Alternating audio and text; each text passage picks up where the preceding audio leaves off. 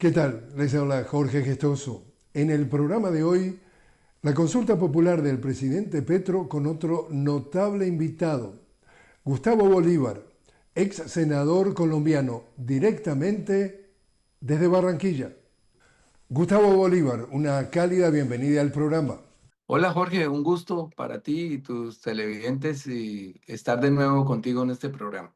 El gusto también es nuestro. Gustavo, el presidente de Colombia, Gustavo Petro, propone una consulta popular y al respecto leo algunas de sus afirmaciones. Dice textualmente, es Bolívar el que en el fondo convoca la consulta popular. Este es el pueblo que manda, no el que obedece, no el que se arrodilla. Para los que intentan amordazar al pueblo de Colombia, no será posible. Me arriesgo, pongo el gobierno en manos del pueblo. Y dice también, este 1 de mayo, millones de colombianos y colombianas en las plazas públicas presentamos estas preguntas al Senado de la República para que apruebe la consulta popular con ellas. Analícelas, le propongo darle el sí a todas. Gustavo, ¿dónde estamos hoy con esta propuesta de entonces la consulta popular? Bueno, Jorge, voy a hacer un poco de contexto. Durante la campaña de 2022, el presidente de la República le ofreció al país hacer varias reformas. Una de ellas era la reforma de la salud, otra la reforma pensional, otra era la reforma laboral, bueno, en fin, seis, siete reformas. Y el pueblo colombiano votó en favor de Gustavo Petro y de sus reformas, de sus propuestas reformistas. Lo que nos concierne ya con la reforma laboral, hay un congreso en contra del presidente Petro. Hasta ahí sería normal, como sucede en muchos países, pero últimamente ya ese congreso se está negando siquiera a debatir y a votar esas reformas. Es decir, aquí en teoría en Colombia existe una democracia representativa, según la cual la gente elige unos representantes, unos senadores para que protejan sus intereses y legislen en favor de esos votantes. Y aquí no pasó. Ocho senadores, antes de empezar el debate de la reforma laboral, la sepultaron. Ni siquiera la debatieron, ni siquiera la votaron. Entonces, acudiendo a un mecanismo de participación ciudadana que está en la Constitución, que es la consulta popular, pues el presidente con mucha lógica y mucha razón dice, pues si los senadores no quieren debatir los grandes problemas del pueblo colombiano, pues que el mismo pueblo colombiano en sus manos legisle en causa propia y salga a través de esa consulta popular a votar este articulado de la reforma pensional, que simplemente es devolverle unos derechos a los trabajadores que antes tenían y que hoy ya se los han quitado, como las horas extras. Aquí, por ejemplo, en Colombia, las horas extras se pagan después de las 9 de la noche. Esto es un país tropical donde oscurece a las 6 de la tarde. Nosotros lo que estamos pidiendo es que se paguen después de las 7 de la noche, que los dominicales se paguen como un día doble porque es el día de descanso de las personas. Y son varios puntos así similares. Y como el Congreso ya obedece a unos intereses corporativos y no a los del pueblo, entonces lo que le estamos diciendo a la gente es, ustedes mismos decidan qué hacer con la reforma y los invitamos a votar una consulta popular. El pueblo se reúne, deposita un formulario con las preguntas y al frente de cada pregunta escribe sí o no. De eso se trata la consulta popular. Y está pensando en proponerla para el mes de octubre. Sí, correcto. Tendríamos como ahora se va a presentar al Congreso de la República el 1 de mayo y el Congreso tiene un mes para decidir y en caso de que decida afirmativamente tenemos 3 meses para convocar a las elecciones. Y en lo que tiene que ver con encuestas, por lo menos el 50% y más del 50% apoya la consulta popular. Correcto, correcto, porque lo que la gente se está dando cuenta es que el Congreso le está dando la espalda a la gente. Aquí, desafortunadamente, no hemos podido introducir un artículo en la Constitución. De hecho, cuando fui senador de la República, presenté ese proyecto para que la financiación de las campañas sea 100% estatal. Y entonces pasa que las empresas, las corporaciones, los grandes grupos económicos financian a los congresistas, es legal, pero se distorsiona la democracia representativa, porque ya no obedecen a los intereses de la gente, sino a los de esas corporaciones. Y es lo que viene pasando también con la reforma de la salud y con la reforma pensional. Los congresistas cerradamente en contra de todas las reformas del gobierno, porque obviamente le toca el bolsillo a los intereses privados que manejan tanto la salud como los fondos privados de pensiones, etcétera. Entonces, estamos en una disputa entre lo que quiere el pueblo, lo que necesita el pueblo, lo que el presidente propone y lo que un Congreso ya entregado a la corporatocracia que llamamos acá, pues está decidiendo por otros intereses más particulares. Entonces, Gustavo, si lo extrapolamos a lo que está sucediendo en América Latina, y tú conoces también la región bastante a fondo, te digo que lo que se repite en cuanto a la denuncia es que en nuestra América Latina lo que sucede es que los líderes progresistas o de izquierda llegan al gobierno, pero no llegan al poder porque el poder sigue en las manos de las oligarquías. Y acá tenemos casos bien típicos. Tenemos el caso de el Perú, en donde le dan un golpe por lawfare, o sea, un golpe judicial a Pedro Castillo y lo sacan de circulación, que está preso en estos momentos, justamente por tratar de, con una agenda popular, implementarla, y automáticamente le tocó los intereses a la oligarquía.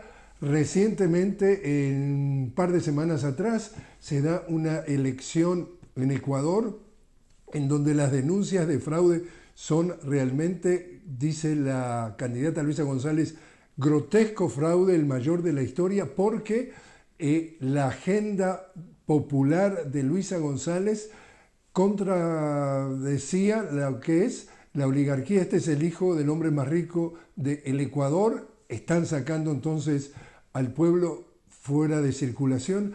Esto es, en el fondo, el grave problema de la disparidad que existe en nuestra región. Es que no estamos hablando de pesos y contrapesos, sino que todo el peso lo tiene el 1%, y desde el punto de vista político el resto no tiene el mismo contrapeso. Sí, bien, has dicho ahí una cantidad de verdades que quiero desmenuzar un poco. Lo primero es que sí, nosotros ganamos la presidencia, pero no ganamos el poder. Aquí el poder lo tienen los grupos económicos.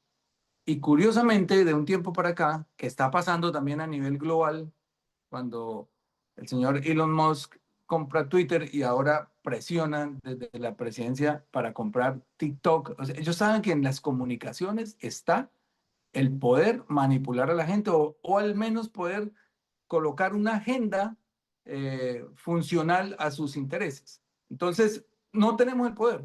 Aquí el más rico de Colombia compró el periódico más grande, otro tiene la emisora más grande, otro tiene, en fin, los 5 grandes grupos económicos de Colombia, cada uno tiene uno de los 5 medios más influyentes. Ellos se dieron cuenta que por ahí era el asunto y compraron esos medios y desde ahí van imponiendo unas agendas, imponiendo unos relatos y como son los medios masivos mayoritarios, pues obviamente el país entero empieza a pensar como ellos quieren que piense.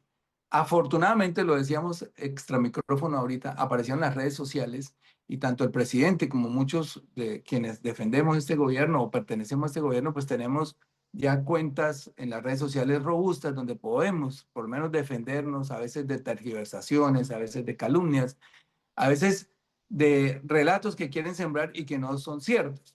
Y entonces a lo que estamos asistiendo hoy en América Latina, que es es uno de los lugares del mundo más desiguales, de hecho Colombia es uno de los países más desiguales del planeta, es que el Estado se convirtió en un botín para esos grupos porque a través de los políticos que ellos financian, pues consiguen los negocios. Se hacen al negocio de los celulares, del espectro electromagnético, de la televisión, de, de De los las- grandes negocios de infraestructura. Entonces todos lo van acaparando y esto como resultado da que cada vez son más ricos. De hecho, paradójicamente a Gustavo Petro le decían que castrochavista y que iba a convertir a Colombia en Venezuela. Y mira lo que ha pasado.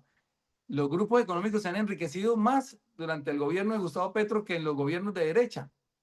porque es esa la dinámica. Ellos tienen el poder todavía. Ellos tienen el poder y el poder aquí pues, lo tiene quien hace las leyes, quien hace las reformas tributarias para irles quitando más peso en el pago de los impuestos, quien hace quien se opone a las reformas sociales, y eso es el Congreso de la República. O sea, nosotros no tenemos el poder, y el poder se podría tener si para las próximas elecciones nosotros podemos conformar unas mayorías en el Congreso, como las tuvo Andrés Manuel López en México, pero que nosotros aquí no hemos tenido. Nosotros tenemos aquí, somos minoría en el Congreso, desafortunadamente es la primera vez que un gobierno de izquierda en 200 años accede a la presidencia, y obviamente es un camino que estamos empezando a recorrer y la gente ya está entendiendo la necesidad de tener mayorías en el Congreso. Gustavo, te invito a hacer una pequeña pausa. Estamos hablando con Gustavo Bolívar directamente desde Barranquilla sobre la consulta popular propuesta por el presidente colombiano Gustavo Petro. Enseguida regresamos.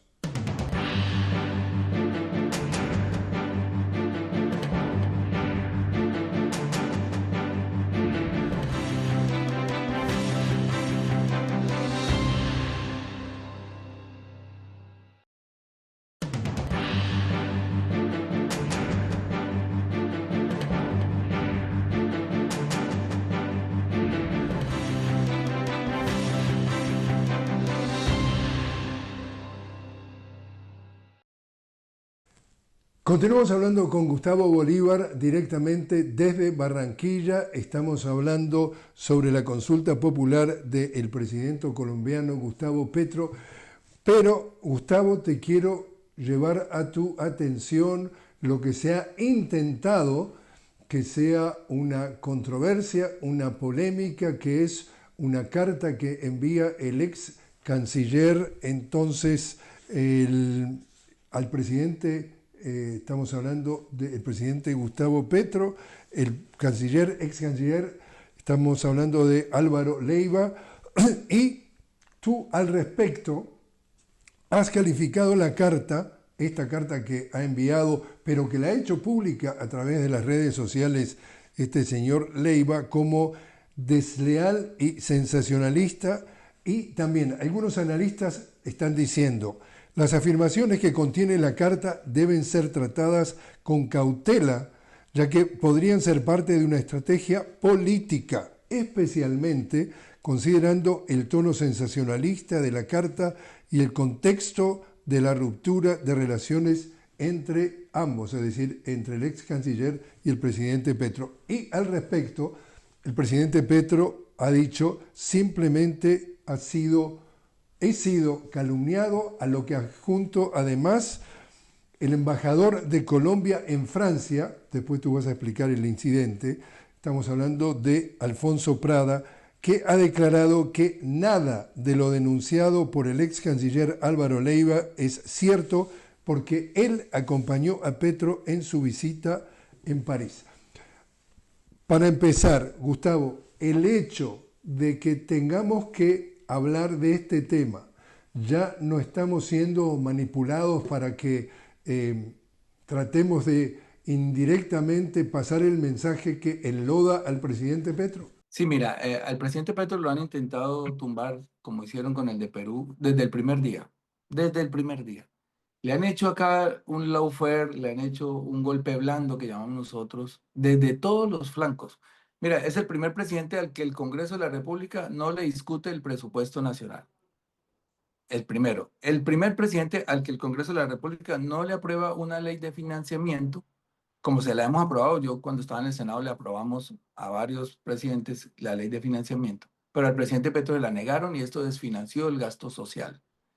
El Banco de la República, que es el que maneja aquí, digamos, la política monetaria, durante todos los gobiernos del siglo mantuvo las tasas de interés al mismo nivel de la inflación y a veces por debajo. De hecho, cuando entró el presidente Duque, cuando entregó el poder el presidente Duque en 2022, las tasas de interés estaban en 9 puntos y la inflación en 8, es decir, las tasas por debajo de la inflación. Hoy nosotros tenemos una inflación de 5 puntos, que no es bajita, pero tampoco es tan alta, pero la recibimos en 11 puntos. y las tasas de interés se mantienen en 9,25, o sea, 4,5 puntos por encima de la inflación. Y esto es para no dejar despegar la economía, porque todos estos grupos se unieron en coro, todos estos poderes, digamos lo que llamamos el establecimiento, para que al presidente le vaya mal, porque necesitan recuperar ese botín en 2026. Esa es la verdad. Y entonces viene parte de todo este juego, es que el presidente llega a pesar de haber sido tildado de sectario, porque eso es lo que decían en la campaña, que iba a llegar pues iban a llegar aquí los talibanes a tomarse el poder y acabar con todo. Aquí no se ha expropiado a nadie, no se han cerrado medios, no se han cerrado iglesias, no se ha perseguido la oposición. Mira, aquí la oposición le ha hecho más de 20 marchas al presidente, ni un herido. Las marchas que hicimos nosotros cuando éramos la oposición, pues ahí están los resultados, más de 100 jóvenes con los ojos por fuera, más de 80 jóvenes asesinados en esas marchas, en ese estallido social. Y aquí ellos han hecho todas las protestas que han querido y han dicho todo lo que han querido. Y el presidente, que es un demócrata, nunca ni siquiera les lanza un gas. Esa es la diferencia. Y entonces ellos no quieren que nosotros continuemos en 2026 porque necesitan recuperar los negocios. En el fondo es eso. Y parte de eso, entonces el presidente convoca un gabinete multipartidista. De hecho, este señor Leiva, que acaba de mostrar esta carta, es del Partido Conservador, es decir, lo opuesto al presidente Petro, pero él, en su ánimo de acercar el país, de unirlo, pues empieza a convocar diferentes fuerzas al gabinete. Y entonces este señor sale hoy, muchos meses después de haber salido de la Cancillería, a hacer unas denuncias. Y yo le decía ayer, ¿por qué no las hizo cuando estaba dentro? Quien les habla, que pertenece al gabinete, yo con un grupo de ministros hemos manifestado algunos descontentos con el gobierno, pero lo hemos hecho dentro y públicamente. ¿Por qué estos ministros ahora, ya van varios, apenas salen del gobierno, de disfrutar de altos salarios, de muchos privilegios, ahí sí empiezan a decir cosas y a hablar cosas, como en este caso que no son? Porque hoy mismo, si ustedes pudieran comprobar, hay una entrevista de la hija del presidente que vive en Francia, hoy en la W Radio, donde ella dice, el presidente lo que hizo fue venirse a mi casa a visitar a mis hijas, a sus nietas, y obviamente se escapa porque yo no quiero que mis hijas vean todo el protocolo de seguridad que hay alrededor de un señor como mi papá. Y él se vino para acá, para mi casa. Y este señor ya dijo que se perdió a unas rumbas, lo tildó de drogadito y una cantidad de cosas. Entonces, yo lo que le digo es esto a los ministros y a las personas que pertenecemos al gobierno. Las cosas hay que decirlas en el momento, no después por retaliaciones. Y hay que decir la verdad y hablar con pruebas. No muestra una sola prueba de lo que dice el ex canciller Álvaro Leiva. También, tratando de poner esto en perspectiva, entonces, Gustavo, elecciones presidenciales en Colombia el año próximo. Históricamente, durante los gobiernos de derecha, que han sido prácticamente la mayoría en la historia de Colombia, pero Todos. sí, estamos hablando de Noboa, perdón, de Uribe y después de Duque, etcétera, etcétera, había consenso en que habían transformado a Colombia en la playa de desembarco de Estados Unidos. En días recientes, el diario español El País titula una nota, estamos hablando de hace menos de una semana, que dice que Milei, Bukele y ahora Noboa son el acorazado de Estados Unidos en América Latina. ¿No necesita Estados Unidos otra vez recuperar esa playa de desembarco en Colombia el año próximo y sí o sí hay que hacer lo que haya que hacer para sacar de circulación a Gustavo Petro?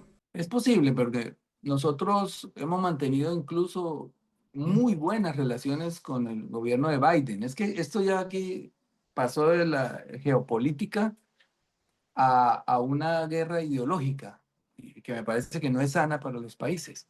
¿Por qué con Biden pudimos mantener excelentes relaciones? El presidente se reunió más de 3 veces en la Casa Blanca con él, etcétera, en otros escenarios, y las relaciones fluían normalmente. ¿Y por qué eso se va a truncar siendo que es el mismo gobierno, son los mismos intereses, somos los mismos socios comerciales? ¿Por qué cuando hay un cambio de gobierno y cuando hay posturas ideológicas distintas, esto se viene a entorpecer? Yo creería que lo que está haciendo el presidente ahora es tratar de volver a mantener esas muy buenas relaciones, con el gobierno de los Estados Unidos, porque los gobiernos, los presidentes pasan, pero los gobiernos quedan.